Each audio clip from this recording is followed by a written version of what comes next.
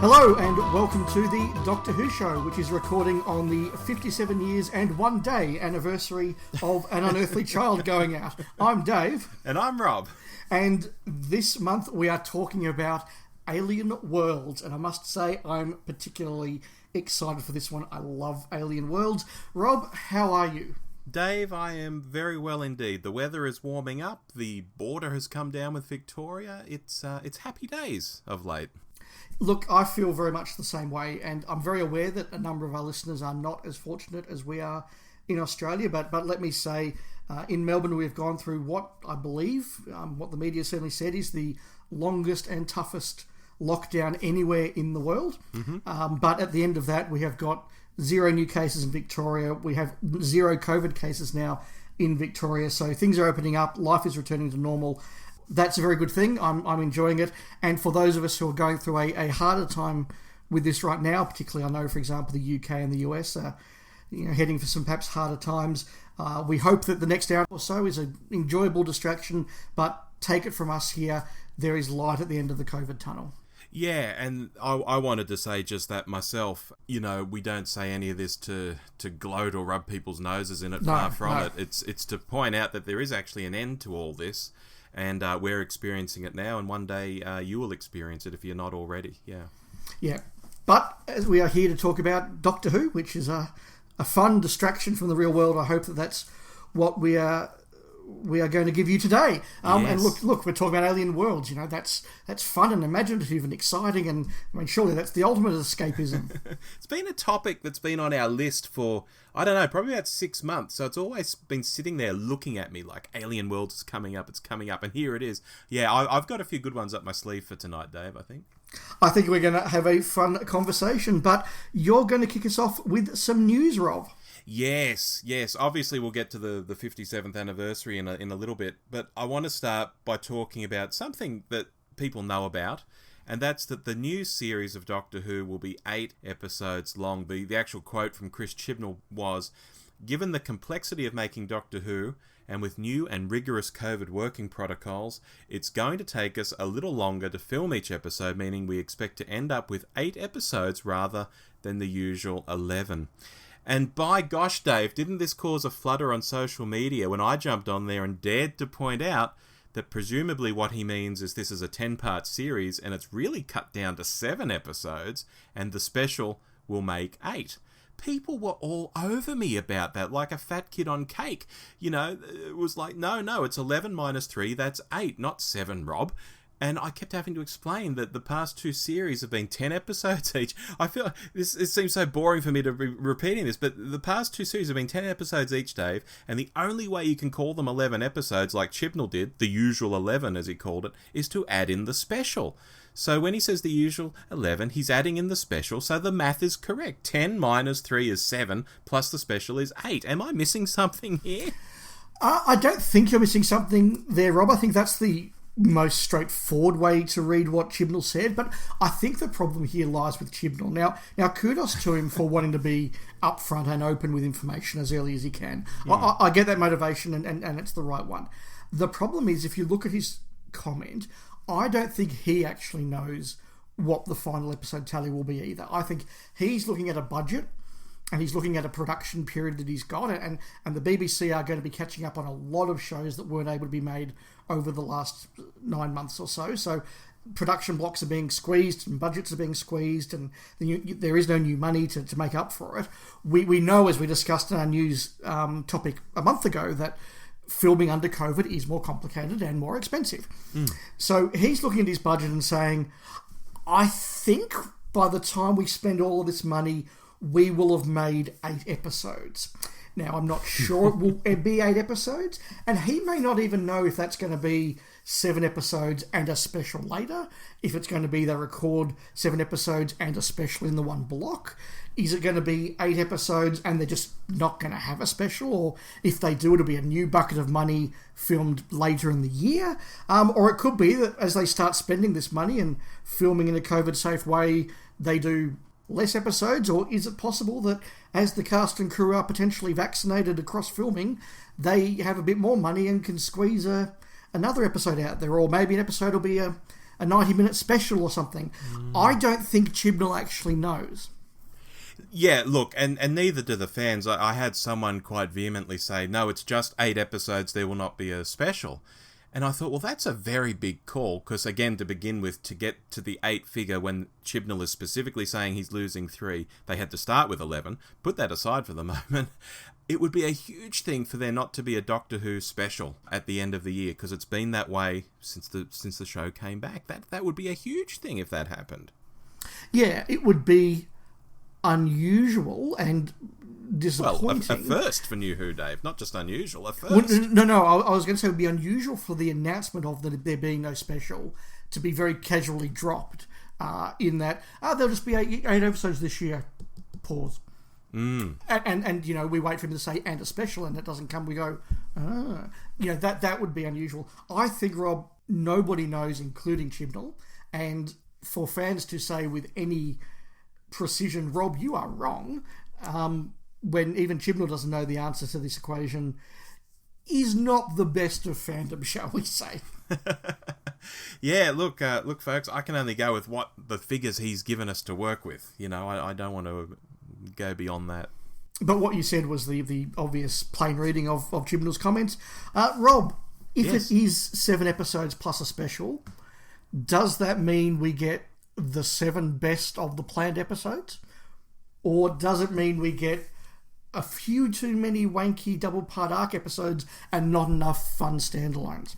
Ooh, it could go either way, couldn't it? Which is quite scary. The thing I've been thinking about is I've long said, oh, look, I think Jodie and Chibbers are a package deal of sorts. You know, he likes her, she likes him. I think when he goes, she'll go, or when she goes, he'll go. But does this sort of change things? You know, do they look at this year and think, oh, God, we're only... COVID's buggered everything and we're only making these few episodes. Oh, we've got to come back and do a proper series after this. Does it push them forward towards doing a 4th series when they weren't really going to do one? Or does it make them think, we've sat around for a year now and now we're making this short series and, oh, my God, I'm jack of this. I just want to do something else. Because I know that's like anathema to fans, but to jobbing actors and writers, this is just a job. And when you've been on it for like 4 years or whatever and only produced 3 series or whatever the equation ends up being, they might just want to jump ship after this. You are absolutely right, Rob, with the point that it is a job for them and it is their career for them. And what we also don't know is what the market in television and film and stage plays is going to be like at the end of this year and going into next year. Will there be a lot of productions that are suddenly bursting into creation and there's lots of jobs for new writers and for actors of Jodie's talent and caliber? Or is the industry sort of slowly catching up on what it hasn't been able to make? There's a lot of contracts to honour. Money isn't quite as free-flowing as it was, particularly in the film industry, which is going through a massive downturn because of COVID. And suddenly doing another series of Doctor Who and having another contract and a steady income for next year looks like a pretty good outcome and a pretty good thing to do. So much we don't know right now. Yeah, the film industry in particular is in all sorts at the moment, and you've got huge budget films that, you know, the backers, the financiers want to recoup on, and they can't unless they get sold off to, I don't know, Amazon or Netflix or something in the meantime, and you know, it's a mess. You know, we could talk all night about just this topic. Yeah, and release slots being pushed back, which means that new films won't be seen for years. Like the whole industry is in turmoil. Yeah. And how that affects our little show, it's going to be swept up in a few ebbs and tides on this one. And so watch this space with an open mind more than ever, I think. Absolutely. One thing that we do seem to be getting an idea of, last month we talked about the Blu-rays entering production again, and we have seen, as we usually find out from some lovely little commercial online retail shop putting up an ad a little bit early, that the next Blu-ray box set is going to be Season 8. Yes. Very excited about that. I'm very excited as well. Another Pertwee is also good. Still waiting for a 60s one, but I think I'll be waiting for a while. But look, Season 8 is for absolute classics and a miss. That's a pretty good hit rate from my point of view. But there's more. Yes. We saw on Twitter just yesterday an announcement that the Web of Fear is coming out on Blu-ray, complete with an animated episode 3, which means there will be new material on there, but it also means the BBC has presumably given up on the actual episode 3, which Philip Morris has said is not missing, just mislaid, turning up again. Is that how you read it, Rob? It is how I read it. They are just going to push ahead and milk this cow, and if Phil ever gives it back, well, that's fine. They'll milk the cow again then. When they do the season 5 box set. When they... Well, exactly right. Yeah. I like the way this was announced, Dave, because this is one of the few Troughton stories where Patrick Troughton actually filmed a special little filmed piece to camera talking to the kids at home about what was coming up in the next episode being the Web of Fear. And this is long lost, aside from the audio, like a lot of old Doctor Who, and they've actually made an animation for this little promotional piece, which I thought was quite charming. Not the first time I've seen it, though. If you look on YouTube, there's one from about 12 years ago that some amateur made using some 3D software, and I'm going to say this, it's probably actually better than the animated one that they dropped yesterday, because it was actually like 3D models, and it's black and white, and it's really well done. Find it on YouTube, folks. But regardless, it's a fun way to promote this. I wish Troughton had maybe made more of these back in the day, and we could animate a bunch of them, because they are fun things. Yeah, and there's been some reports of what's going to be on there. There's going to be at least one documentary. What's been semi-announced has said there's room for a second one on there. There'll be all sorts of things. But in addition, today, friend of the podcast, Hayden Gribble from the Diddly Dum podcast, sent me an image of the cover of a Day of the Doctor Blu-ray. So presumably that is on its way to us as well. Oh, that's very interesting. I wonder why they're redoing that again. Either they've got some new material, or they've got something to say, or it's just a nice standalone to perhaps get the cash registers turning and getting a bit of revenue flowing so they can invest it in making something else. I don't know, but I do recall that the Day of the Doctor was a standalone DVD back in the day. There was a Blu-ray too. I'm sure of it. It was probably before I owned a Blu-ray recorder or player. Yeah, so it was like the 50th anniversary box set. You could either get the DVD or the Blu-ray. That's why I was surprised when you mentioned it. I thought, well, why are they doing it again? I guess, though, it's probably 6 to 7 years since it came out. Maybe the stock's run out or something. Yeah, look, I think we'll need to wait and see if there's anything special or extra on that. But after a bit of a break, it does seem that there will be Blu-rays heading our way. Yeah, fabulous. Fabulous stuff. I love media, Dave. I love buying media. Real media you put on a shelf, and it doesn't matter whether streaming services stop showing a show or, it goes to a different streaming service you don't have, because you just own it. It's fantastic. Yes, look, I agree. I am, once again, a little bit wary about Web of Fear.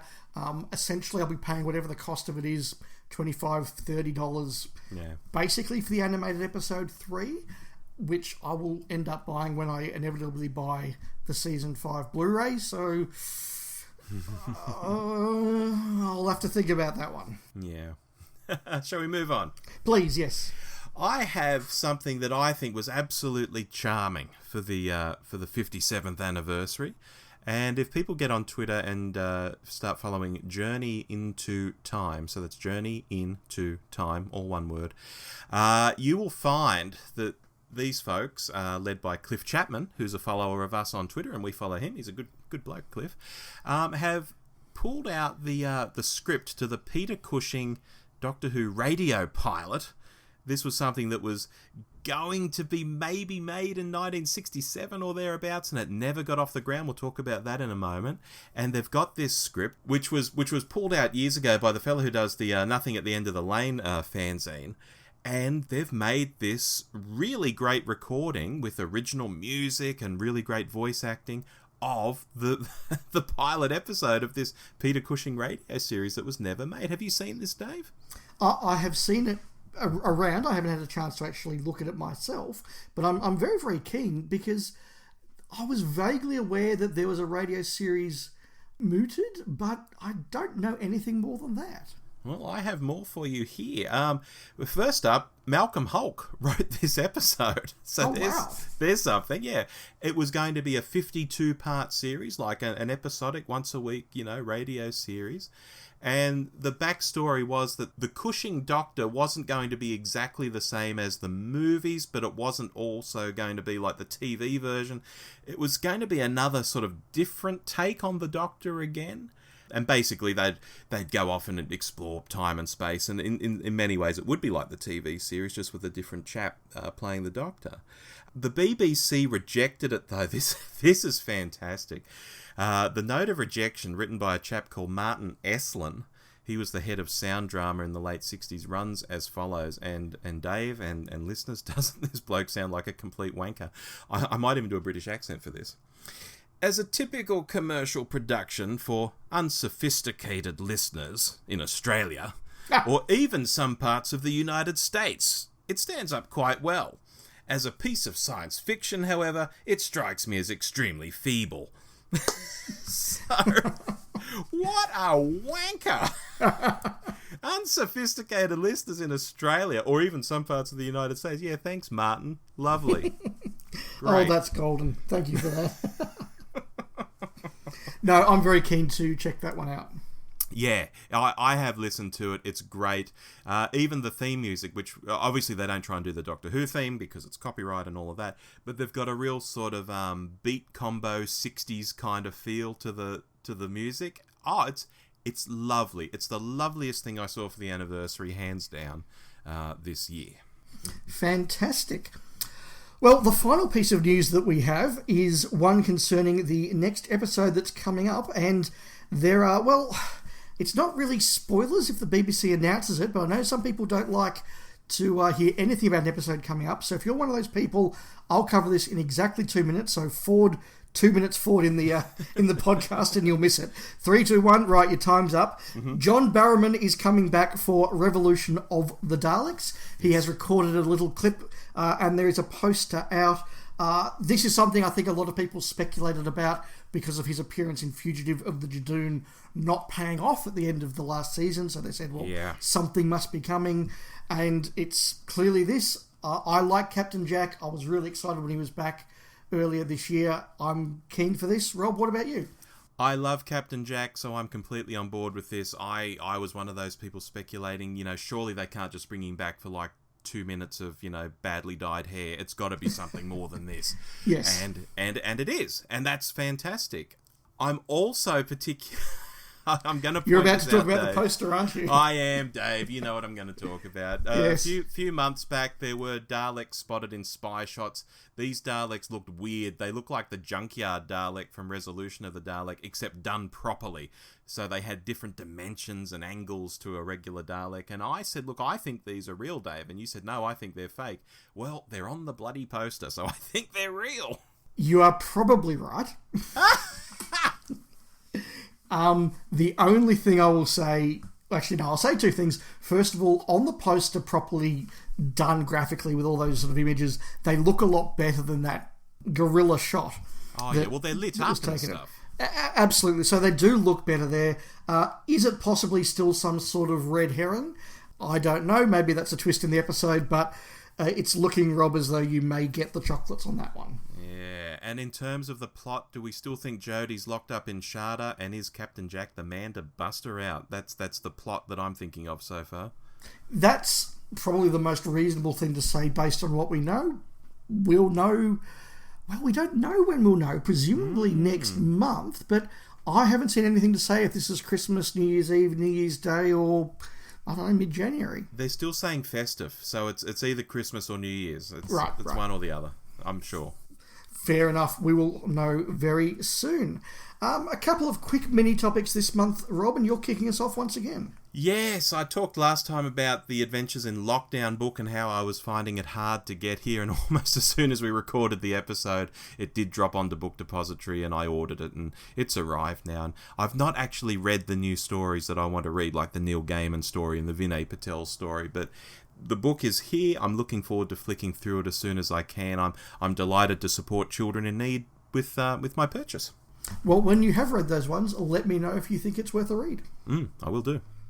A short one from me this month. I have been watching some Doctor Who, including for the anniversary, but they were all stories that I'm going to be talking about later, so I'm not going to drop which ones they were. Other than for absolutely no readily apparent reason, a week or so back, I popped on The Mind Robber to watch, and that is a fantastically fun story that just flows by. It's a great TARDIS crew. The first episode is just amazing, and it was the first Troughton story that I ever saw, the first proper Troughton story that I ever saw, when it was repeated here in 1986 with the Crotons. So, fond memories. But yeah, look, that was just an example of chucking on a Doctor Who story and just sitting back and enjoying it. Yeah, and it was for me too, actually, the first Troughton I saw. So, yeah, I'm right with you there on that one. And one more from you, Rob. Yes, I just want to mention that our Primary Sources podcast is proving very popular. You good folks out there seem to really enjoy listening to it. You've only heard 2 episodes so far, and both of them with Dave. We've recorded already with other listeners from our audience, other podcasters, and we'll be dropping those once a month and mixing them up. And Dave, I think you're going to interview me on one of them and give me some fanzine letters to think about in the future. Yep, we're going to mix up that format. So it'll be the 2 of us every second one, and Rob, you and a friend of the podcast every other one. But yeah, they've been really well received. They're fun and easy to churn out, and we'll be doing lots more of them. Yeah, I think people like the length. We have our 1-second theme music, and then it starts, and then 22 minutes later or so, it's over. 1-second theme music out, It's shorter than an episode of The Mind Robber. That's correct. Well, with all that, Rob, let's get into our spaceships and go and talk about alien worlds. Yes.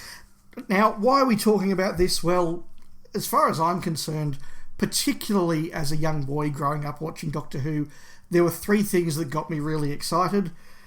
Monsters, spaceships. Do we need to do a spaceship episode next year, Rob? Let's think about that. Ooh, yeah. And alien worlds. It was those things that captured that sci-fi imagination. And what we want to talk about this month is what we think some of those best alien worlds were and why. Absolutely.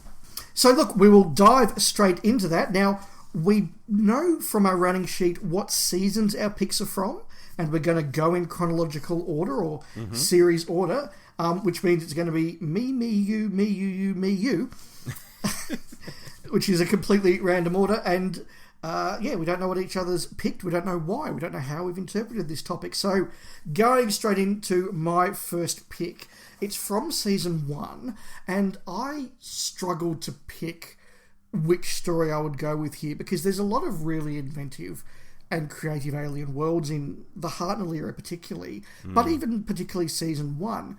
I think Skaro is wonderfully visually represented, although it does feel like 6 Daleks and 10 Thals inhabiting an entire planet. I think the Sensphere was a really good alien world where there's lots of really interesting ideas, and the Sensorites have a caste system, and so that was going there. The Web Planet, of course, Vortis is a very cool world. I know where you're going with this. I have picked Marinus. Of course you have, yes. Of course I have. Look, you know from both our Hartnell discussions and our Terry Nation discussions, I'm a big fan of both of those, and I'm a big fan of the Keys of Marinus. But this is Doctor Who's first attempt to really show us a full alien world. We arrive at Arbitan's pyramid. We've already got alien landscapes, acid seas, glass beaches, a weird pyramid design. We've got Raymond Cusick's set, so we've got those different alien corridors. We then go to the city of the Morphotons. We then go to the jungle place. We go to the ice tundra. We end up in the city of Millennius. This feels like a whole planet that has different landscapes. In Morphoton, you have a history, you have a setup, you have a particular form of government. In Millennius, you have another form of government. You have a fully developed justice system that the TARDIS crew get involved in. You have logos and emblems, and this just feels like an alien world that is different and well thought out. And so I've picked this as my first example of a really good world. What do you think? Oh, I absolutely agree, and it was already on my mind because if you think back to a recent group chat we were having on Facebook with the New to Who guys, and the Flight Through Entirety guys, I was making the point that I like Keys of Marinus very much as a story because, like The Chase, they do go to all these different locations. And I think that's a real strength of this planet, that we do see it as more than just a few corridors in one spot, you know. And later I'll probably do a story that is exactly that. So, you know, swings and roundabouts. But in this example, yes, they go to so many different places. It feels big, even though it's just a little BBC studio. It does. It feels big and it feels different. And something as simple as Susan about to bathe in what turns out to be an acid rock pool. Yeah. You know, that just says to you, wow, we're not on Earth anymore. And that's something that's, I think, really, really exciting. But look, as I said, there's a lot of Hartnell stories that I could have picked out here with really good worlds. Less so Troughton stories. In fact, neither of us picked a Troughton or a Pertwee. I came very close to putting Dolcus in there. Okay. Because although The Dominators is not a great story, there is a world there that they fly around, they go to different places, and they have a government. So almost got Dolcus in there. But my next pick is from season 14. Yes. The planet doesn't have a name. Ooh, one of mine doesn't have a name, Dave. Oh, okay. Well, it's the planet that has Caldor City on it, which is, of course, from the Robots of Death. Yes. Fantastic. Now, this is another world, and Chris Boucher, he did it in Doctor Who, he's done it in Blake 7, he's really, really good at this. Look at the way he set up Pluto, for example, in the Sunmakers, where he even has another currency, Telmars. It just makes the whole world good. But Caldor City, Chris Boucher, you have there a world where you've got an entire concept of this civilization. You know about the founding 20 families and how that's led to a caste system. You know about how they use robots. They talk about different cities, and they've got anecdotes about, you know, this robot that went a bit rogue and ripped somebody's arm off, and all those little bits of dialogue. And then the fact that they go along and they do this sand miner thing, so it's a big expanse of the planet that they go along there, and you've got, again, different terminology.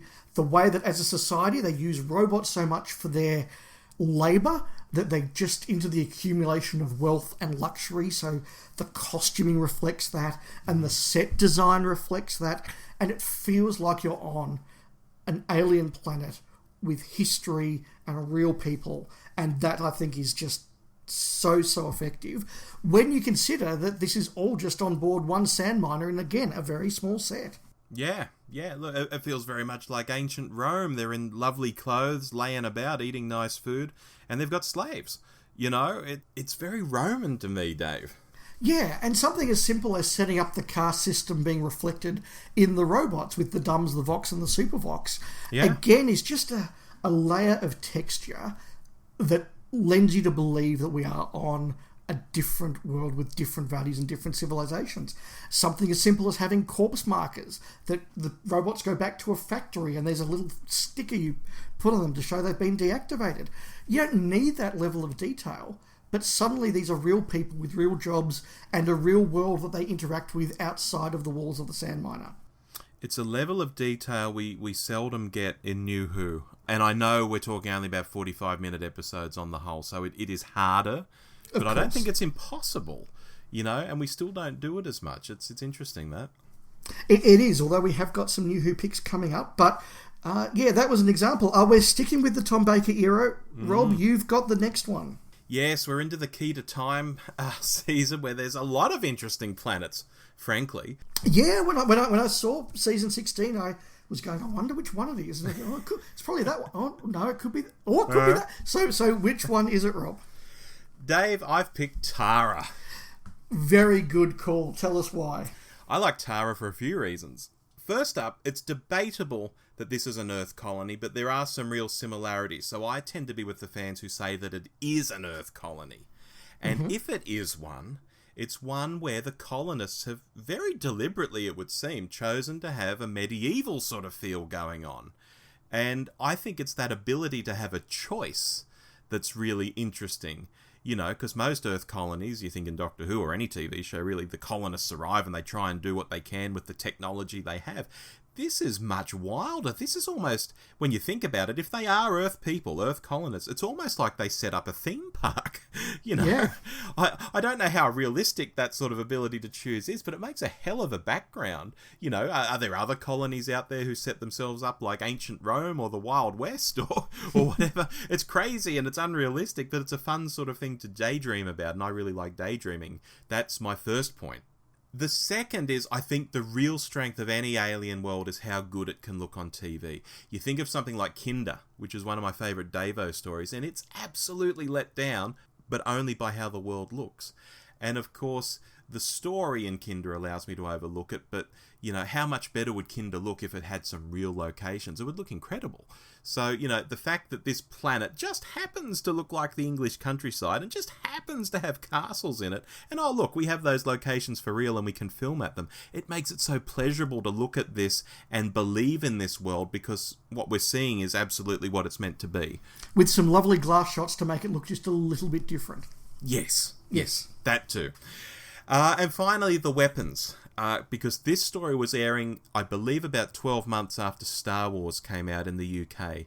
And so there's a chance that the vibe from Star Wars is writ large here. I also like the way that, they have crossbows that shoot lasers. That's quite cool in general. But they're for the peasants.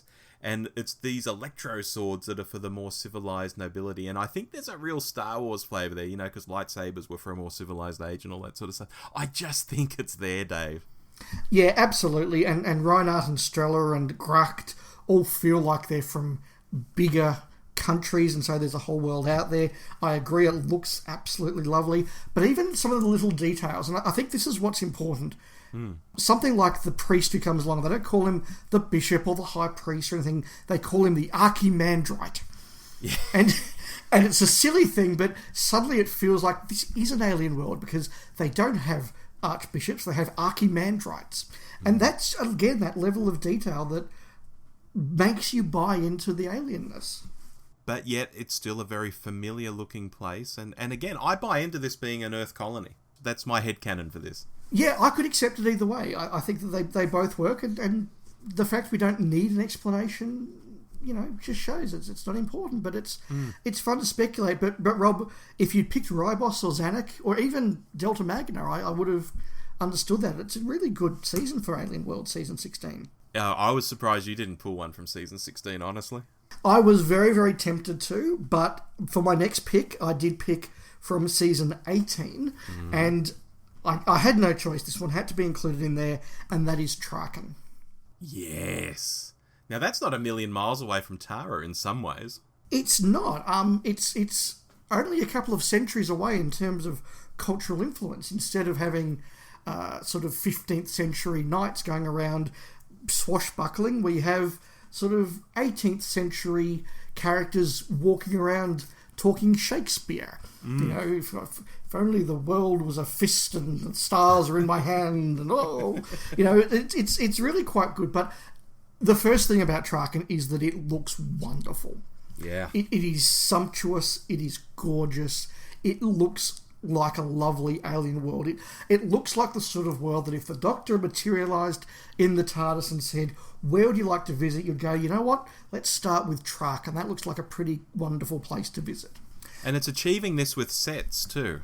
It really is, and you get a courtyard and a grove and a council chambers and all the rest of it, but through the dialogue you also get an entire idea of a bigger world out there. This is a Traken Union. There are other worlds. The Keeper floats between them. Presumably there are consuls on the other planets.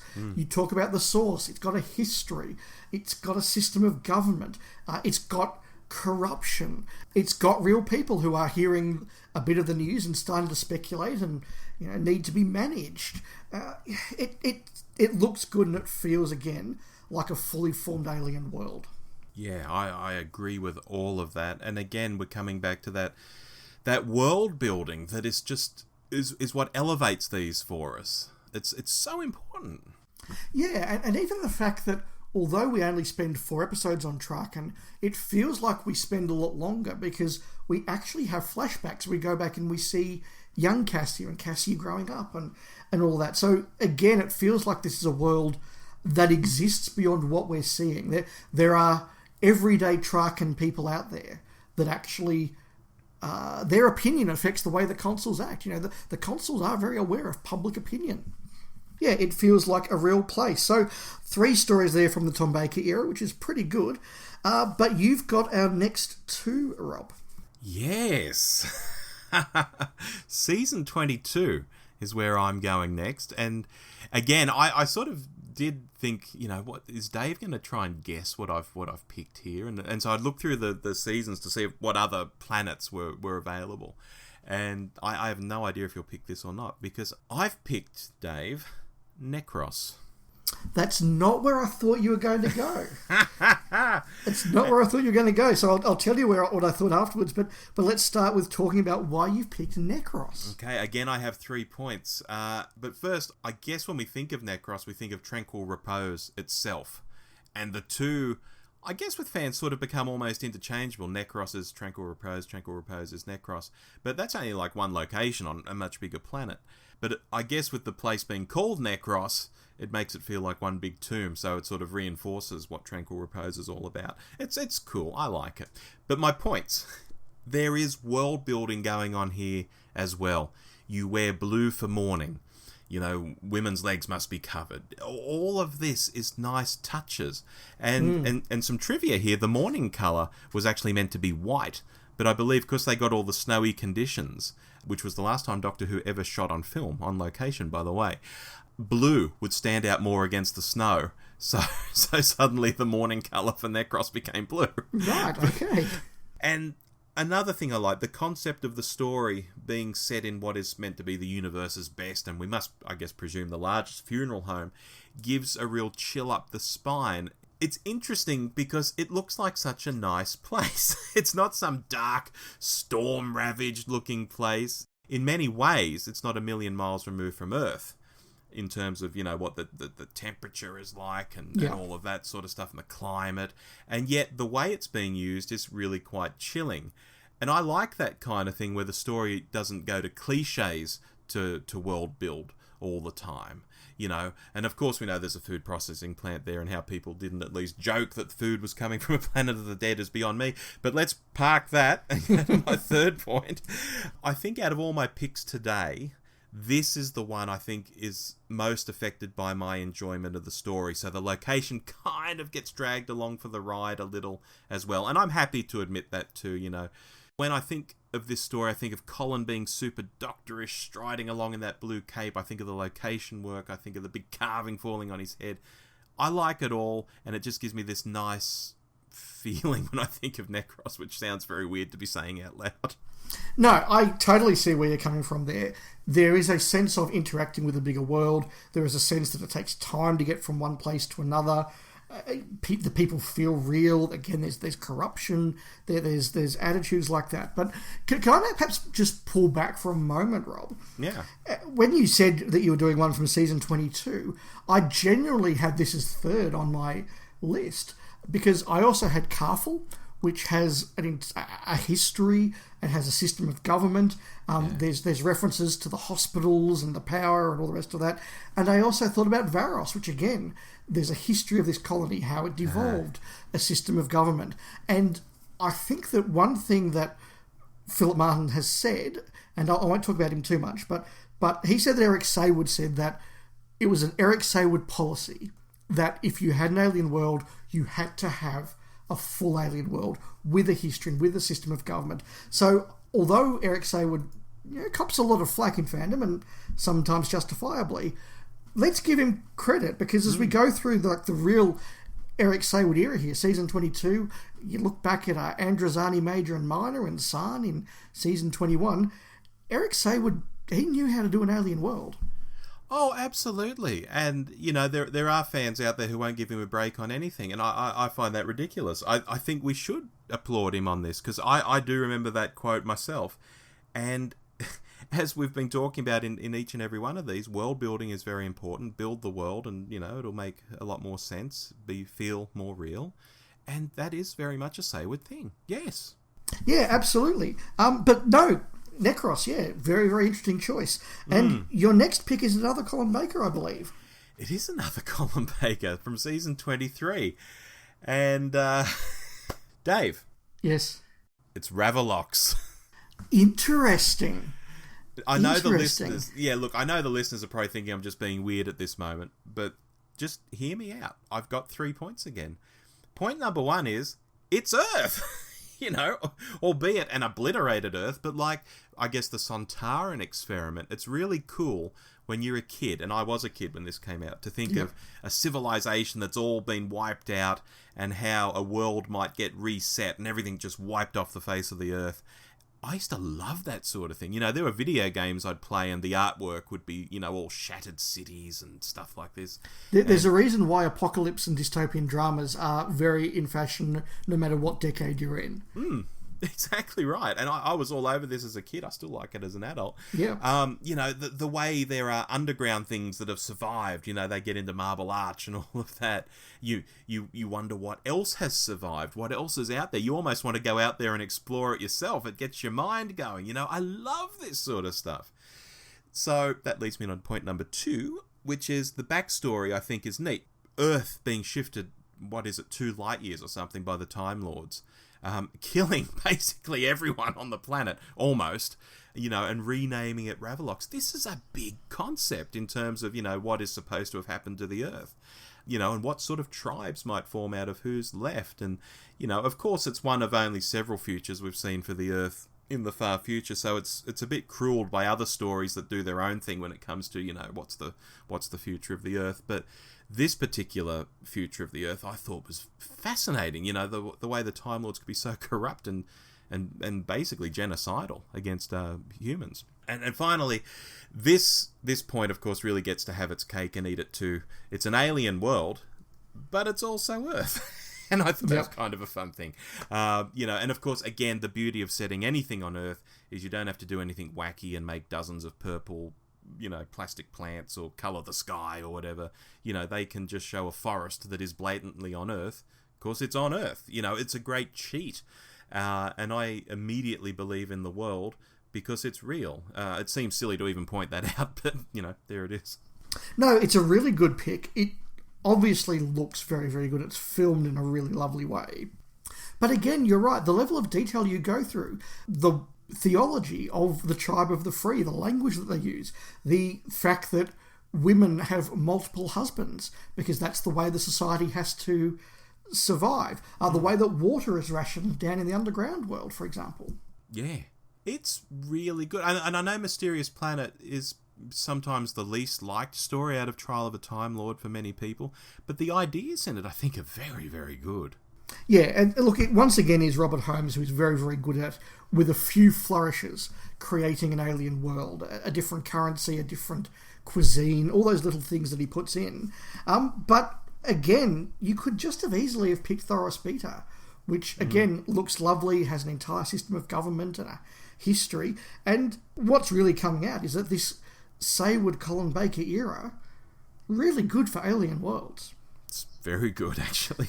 Indeed, I was thinking about it, and even though we never visit Mogar in the Terror of the Vervoids, we probably know more about Mogar's history and its economics than we do about half a dozen planets we actually do visit in the series.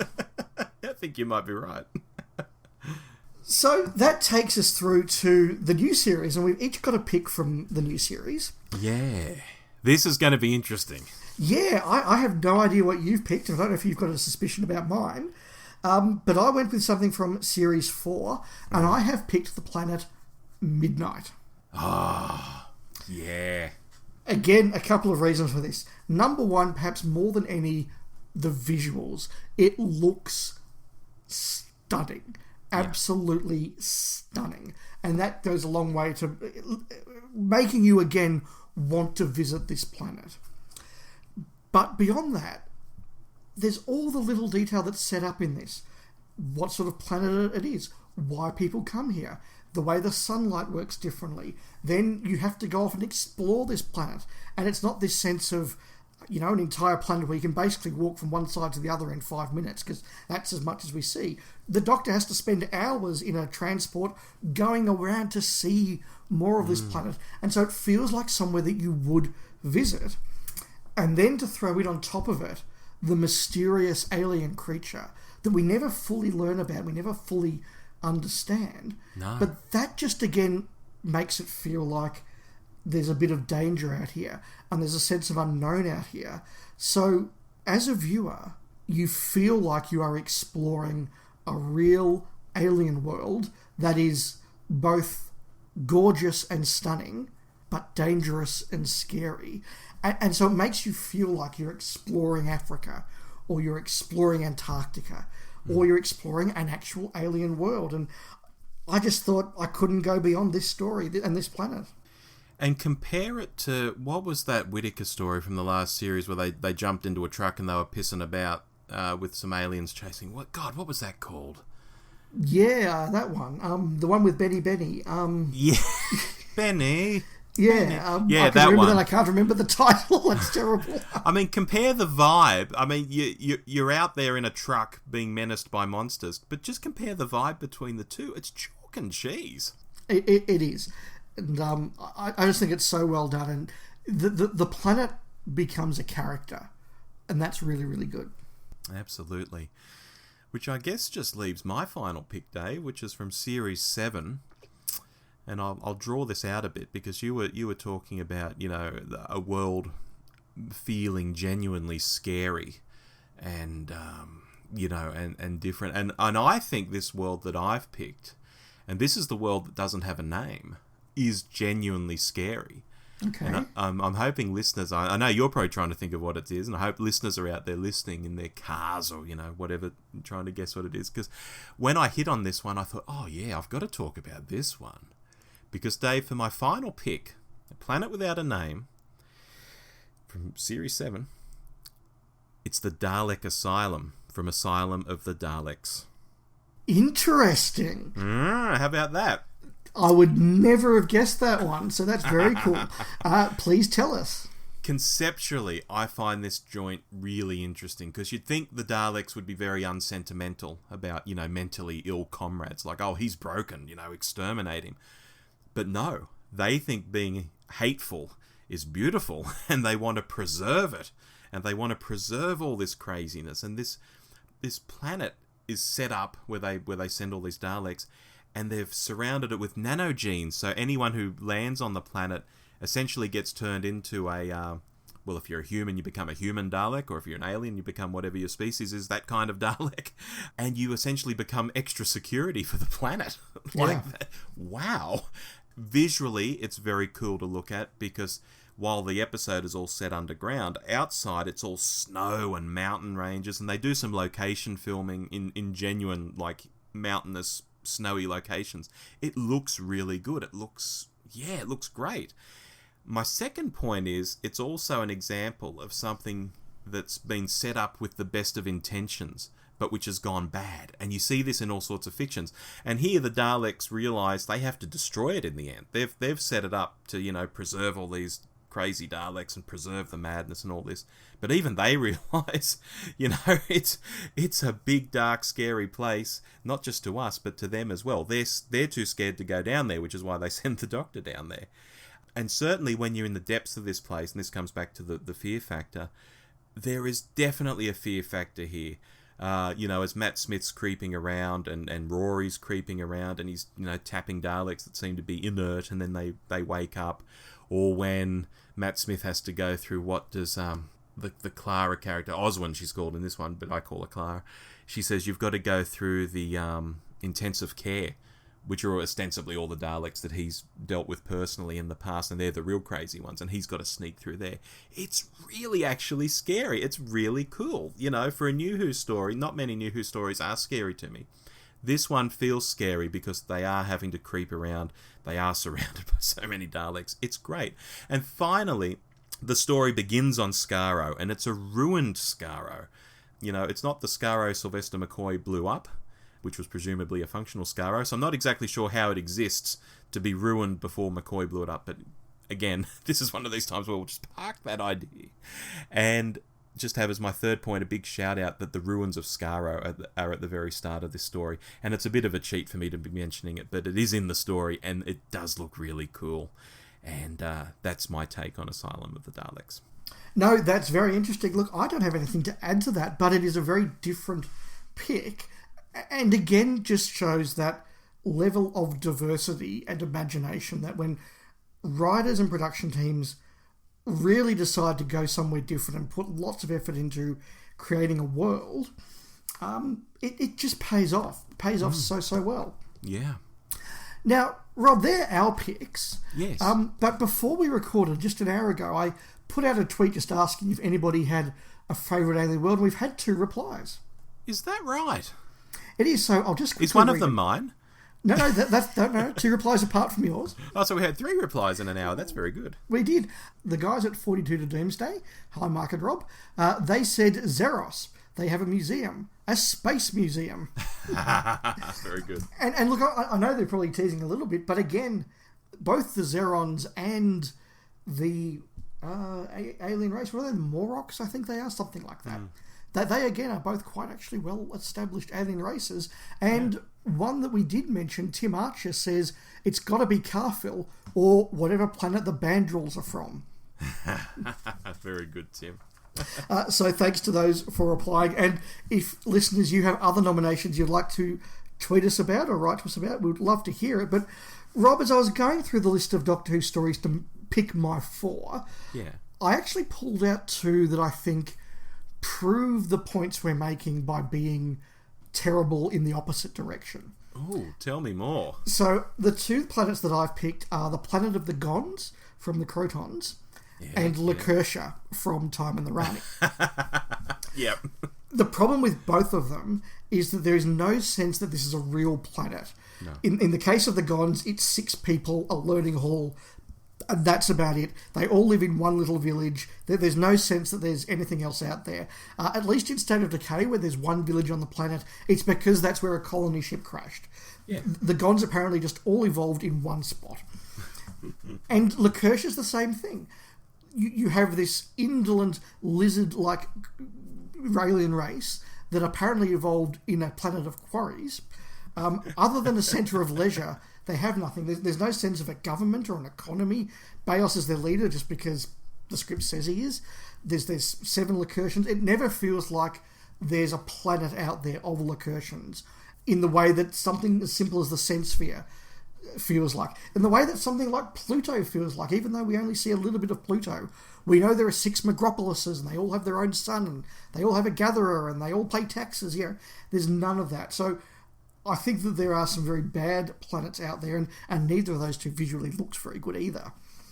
No. And Time and the Rani? Notable. It's the first story without Eric Sayward. Good point. Good point. And it's indeed true that Andrew Cartmel basically doesn't go to alien worlds very, very much. And when he does, they're not really worlds, they're concepts. Paradise Towers is a concept. Dragonfire, it's both a freezer centre and a spaceship. It's not a planet. But it is called Ice World, Dave. He put world in the name. That's true. And that should be good enough. Yeah, but there is the planet Svartos. But yeah, I think Andrew Cartmel wants to go in a very different direction, and that works as well. But look, we've picked some really good planets. It would have been easy to pick twice as many, but that's where we've gone. And I'm glad we didn't pick some of the obvious ones. Like, I mentioned Skaro, but I didn't pick it. And we didn't go to Mondas, and we didn't go to, some other places. Gallifrey, yeah. So, yeah, I think, Dave, we did go across a few common themes too here. That world building is important. For me, certainly, the look of planets is important, and if you can, get away with using Earth locations that are somehow, extremely suitable for an alien planet, it does make all the difference. At the same time, you picked Keys of Marinus, which is set in a, studio, but looks fantastic for the era. So, it's not always a hard and fast rule either. Yeah, look, it's worth mentioning that 3 of my shortlists for my Hartnell pick were all designed by Raymond Cusack. Yeah, well, he's a great designer. I think there are some definite themes that came through there. There are some good worlds, and yeah, once again, listeners, if you have comments, let us know. Absolutely. So, Dave, we're into the outro already. The episode. This one has absolutely flown by, I think. It has. But yeah. You've got something to talk about, Rob. I do want to talk about this because we're recording this obviously on the 24th of November. And back on October the 21st, so just over a month ago now, I lost my cat, Graham. he was 20 years old, which people would often hear and go, oh, isn't that lovely? What a lovely age for a cat to reach. You know, what a good old boy. But something they wouldn't always put together is that when a cat's 20 years old, he was in my life for 20 years. I got him when I was 25, and I'm 45 now. And it's just a stupid amount of living that's happened in that length of time, and he was around for all of it. So he was a very special, companion for me. And he would have been if he'd only lived to be 6 months old, But you know what I mean? When something's around for 20 years, it means a lot. And anyway, we'd already recorded our previous monthly episode when this had happened. We'd already made a bunch of primary sources. So although this happened over a month ago and we've put several things out, people have never actually heard from me talking about it post-event. So it may even be news to some people out there because I didn't make a big deal out of it in a lot of public social media. Some people know, but mostly it was my private Facebook and things like that where people knew. And I just want to say thank you to everyone who wrote to me, publicly, privately, all of that stuff. It was really nice, it was a horrible situation, but I felt very supported by people, and a lot of you do listen to this show, so I wanted to thank you with my voice, so to speak. No, look, thank you for sharing that with us, Rob, and obviously we're all very sad about that. You and I are both cat people, and it feels at times like both Graham and my cat Juliet have been part of the Doctor Who show, because it's rare that we're getting set up and there isn't one of us doing something with the cat. Are you in or you're out? Are we being looked after? And occasionally we have to edit them out of the recording. Yes. But there are definitely some 42 to Doomsdays we've recorded live that you can hear Juliet in the background of. But no, look, Graham's obviously a big part of your life and a big part of what we all do. And yes. that's really sad news. Yeah, thank you. Moving topics, we have an email here, and the subject line here, Rob, is "Damn it, I'm in." Ooh, okay. So let's see what this is about. Yes. Hello, Doctor Who show team. I live in Melbourne. Oh, that's a good start. I live in Melbourne, and Doctor Who is my favourite show. Even better start. But I have been living the wilderness years, as I haven't come across a Doctor Who podcast I enjoyed since the Doctor Who podcast team wrapped up in 2015. So I have found other podcasts which I enjoy, and they take up time. One of my favourites being Star Wars Minute. Yes, a podcast that reviews every Star Wars movie by every minute. They take a break every 8 months or so for a few weeks before starting the next Star Wars movie. And although I listen to 5 other podcasts, the Star Wars Minute gap has left me time during my walks, especially during lockdown. And can I just jump in and say I've listened to Star Wars Minute myself. It's quite good.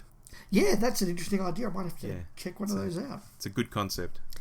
So I came across yours, basically due to the picture of the cut and paste layout, similar to a David Bowie podcast, on my search engine, and I thought I would give it a go, not even knowing it was an Aussie version. I am from New Zealand, but have lived here since the 90s, so my childhood Doctor Who was back in Kiwiland, but it seems the same parallel upbringing to what was shown when. I think that's right, I think it's, very, very talking much to so. Kiwi fans as we were growing up, they did sort of have a similar upbringing to us. Yeah, very, very much so. Very similar television. Yeah. I love your show. First episode I tried were your deep dive into season 22, and I have listened to heaps now, and although I am trying to avoid subscribing to a new podcast, I have relented, as you do a great job, and I have hit subscribe. There are 2 themes you say that I disagree with, so much so that I'm not going to tell you what they are, as you will probably give your opinions again. But okay. But other than that, I feel very in sync with your well-rounded views. I'll just pause there and say that's actually great. I think that when you kind of get the vibe of a podcast but don't just agree with everything, and there are times you're shouting at the radio speakers going, "You are wrong about that," they're the best ones. I'm curious what these things are. Is it my love of Davo? Is it our ambivalence to Moffat? I don't know. Or Chibnall? I don't know. It would be very interesting to find out. But keep up the good work. Signed, JT. P.S. A theme you could go with, which I found interesting, is Virgin Doctor Who, i.e. what story per Doctor would you show to a person who has never seen the show? I have done this a few times with various degrees of success and failure. Oh, I like that. I like that. We may have to jot that down on our list of possible topics, along with cool spaceships. Yeah. yes. 2021 is filling up already, it seems. Because there's 2, and we're going to do a couple of seasons, or maybe 3 seasons at least. So there's 5. Oh my God, half the year's gone, Dave. It has. Look, thank you, JT, for writing that in.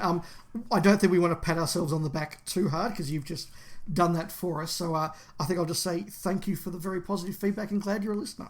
Yeah, thank you very much. And as I wrote back in my, or at least I hope I wrote back in my reply, I always love, and people say I'm a broken record on this, I always love when we hear from new people. You know, we love our ongoing fans who write to us regularly and such, and who we talk to almost every day on Twitter or whatever, you know, the Millie Mackenzies of this world, for example. Hi, Millie.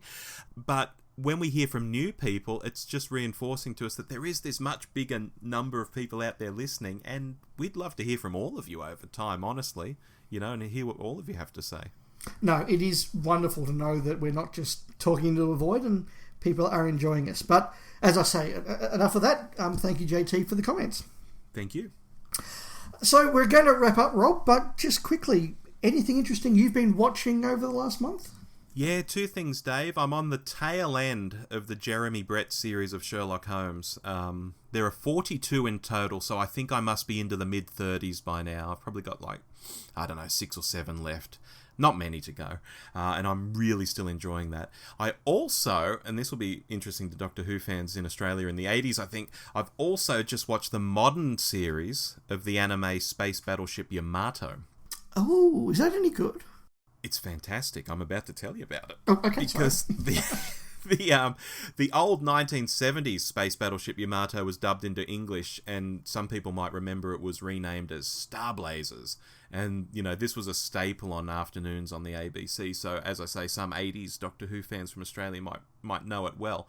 The new series is lovely. It's highly reverent to the old series, including it's got to be the exact same musical score. And you know how music can be very evocative? Yes. There are so many themes and there are so many little tunes that are just burned into my memory, and this has them note perfect. They're exactly the same. And so it was just amazing just from a musical point of view. But there are also some storylines and concepts and a few new characters, particularly women. I think they're trying to sort of pad out it was a very male cast with, I think, 1 woman in the original. Now there are many women. It's more of a, you know, gender diverse sort of crew. It's great. It's about as good as a reboot could be. I can't say enough good things about it, actually. I really enjoyed it. And there's another series after it. So this was Space Battleship Yamato 2199, and now I think there's a Space Battleship Yamato 2202. So there's another 26 episodes for me to hunt down. I'm very excited about that. Oh, very cool. Very cool. Most of the stuff I've been watching has been online. I've been continuing sort of on and off my Joss Whedon rewatch, and I've reached the end almost of season 3 of Buffy. But a couple of new shows I've been watching. I've seen season 1 now of The Right Stuff, which is a series about the United States' exploration of space.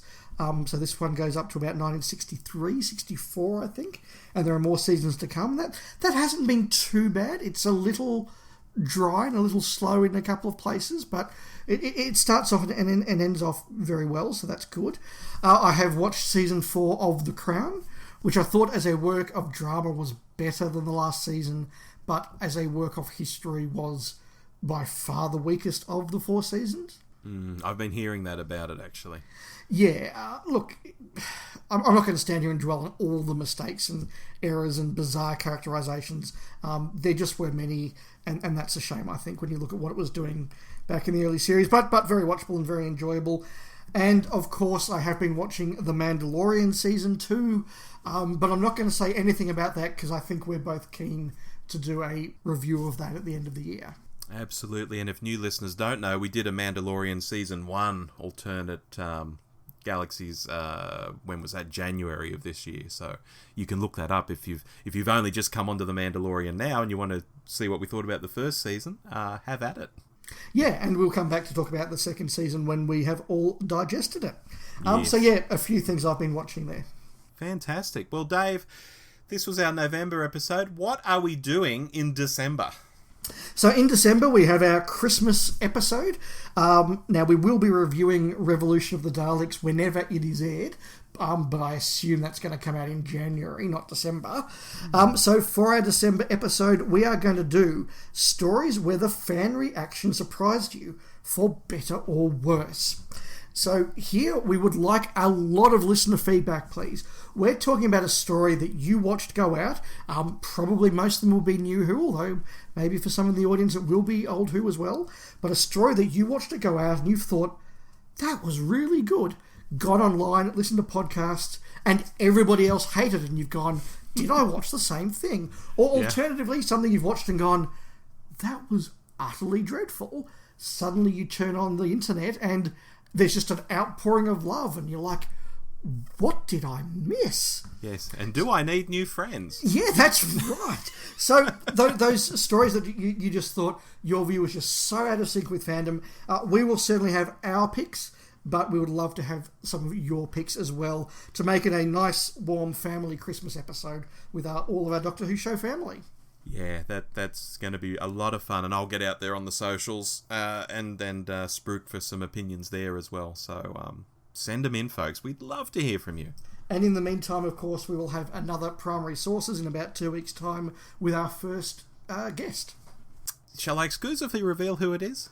Oh, I think they should be a surprise. Okay, we'll leave it a surprise. It's not Dave. I can say that much. No, well, it's a guest. I'm not a guest. So look, that was our chat about Alien Worlds. I hope you've enjoyed exploring the galaxy with us. But until our fan reaction discussion in December, I've been Dave. And I've been Rob. And we'll speak again soon. We will. See ya. Bye. You've been listening to The Doctor Who Show, the podcast where too much Doctor Who is barely enough. Subscribe to us on iTunes or listen through the website at www.thedwshow.net. Write to us at hello@thedwshow.net or send us a quickie on Twitter @thedwshow. Facebook.com/The DW Show is also a good place to find us if you're so inclined. Our version of the Doctor Who theme arranged by George Locke. Look him up on YouTube, folks. This podcast is intended for entertainment and informational purposes only. Doctor Who, all names and sounds, and any other related items are trademarks and or copyrights of the BBC. All other trademarks and trade names are properties of their respective owners. The official Doctor Who website can be found at www.bbc.co.uk/Doctor Who.